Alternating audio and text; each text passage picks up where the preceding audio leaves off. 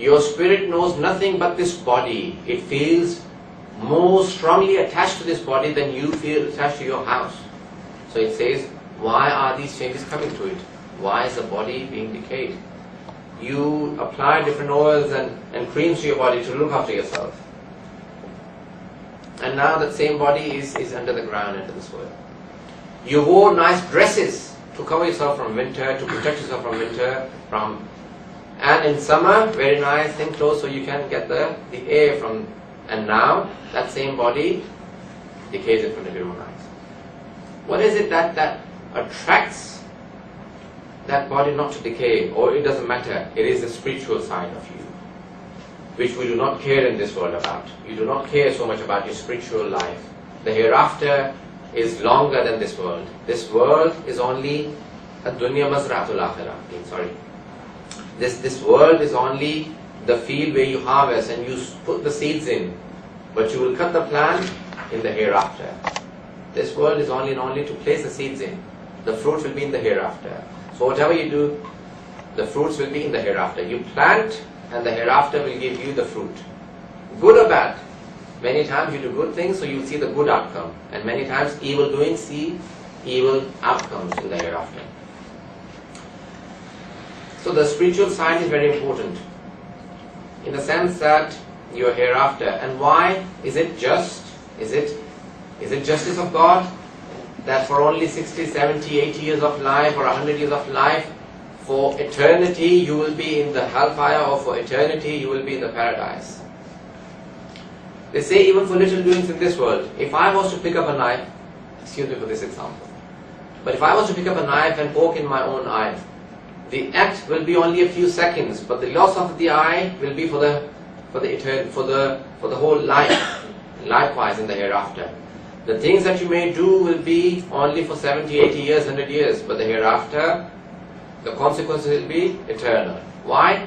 Because if you were to live for another 100,000 years, you would continue the same life that you lived in the first 100 years, you would continue the same in the next 100 years, a million years. Because that's gone on about the topic which I want to develop, and I have said a little bit about the hereafter, but now I want to touch more about this world, because that's where we are. How does it concern us? What is more important is this world. How does it affect? There may be different psychological approaches to the spiritual development and physical development. How it happens and what changes come to life. There are many different theories, and new theories keep coming every year, probably every few years. In Europe and in America, probably also in Asia and other countries. Many different theories, what changes come to this body and to the human psychology. The Quran also talks about them. I will briefly touch upon the teachings of the Holy Quran. There are three different types of spiritual sides of the human beings that the Quran has talked about. The Quran says that there is this nafs-e ammara, as it talks about, or the evil self. When a person thinks nothing but about selfishness, about his own self, about this world, nothing to do with the hereafter, that self may become very evil in the sense that he may only serve his own desires. The Quran in fact goes on to say, have you seen the one who has taken his desires to be his God? Your own desires become your God. My own evil desires may become my God. I may be serving the wealth so much so that, not that it has become a need, but it has become my God. Many times things become, you start to worship them, you start to serve them. They're not just a part of your life, you begin to serve them. Many times it is your lustful desires, your sexual desires. Many people go so much deep into them that they start to serve them. They become their gods. Your sexual desires are your God. You serve nothing but your sexuality. Likewise, there are many other things that may become fame. I don't know. There may be many different things that you can think of that I cannot even think of. Those things become your God. You start to serve them. You're not serving the good side, but you're serving the evil side. and that is known to be the evil self in the Holy Quran, or nafs ammara. The second side of the Quran has addressed is nafs lawama, or the self-accusing soul. The self-accusing soul. When you do bad, you accuse yourself. I shouldn't have done that. I'm a better person than that. I shouldn't have gone to hurt someone. I shouldn't have hit them. And I'll just give you one outline on the Islamic perspective on the good and evil. Islam believes that there is a logical basis for good and evil. There is a logical basis for good and evil. How?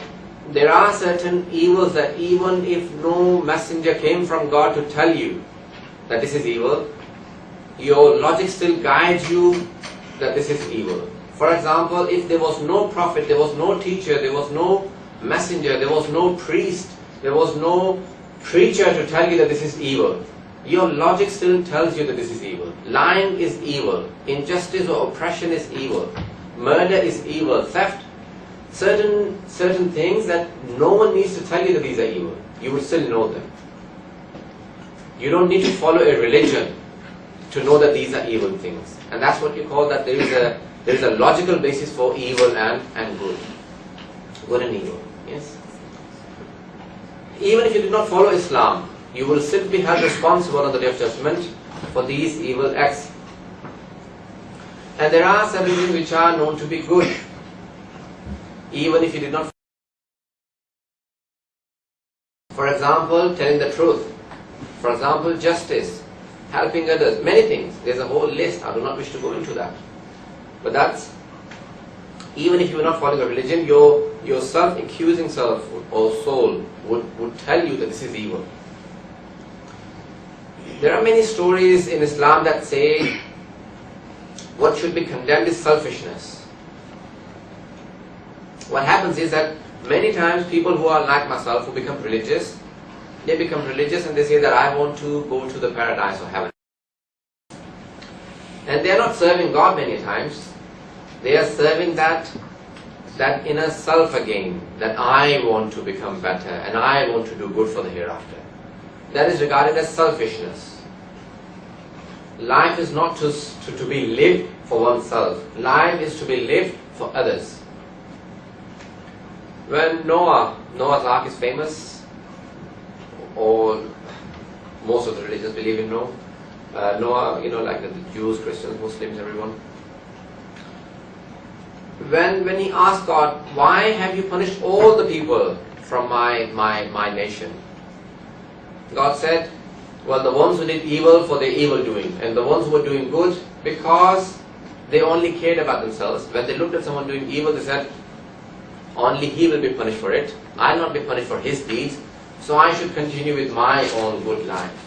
I care less about what happens to the others. And there are many, many stories like that in Islamic perspective, that you should not be selfish. I'll just say one little story that I like very much. Moses, when he was traveling next to a river, God said, I'll show you many of my signs. He was traveling, and until he reached a place, he came across a person who was sitting down serving God, and he said, God, who is this? He said, ask him. He said, who are you? He said, I have been hiding from the people. How do you know that I am here? Who are you? He said, I was a very sinful person, and I took a corner to repent, and I'm trying to do good deeds.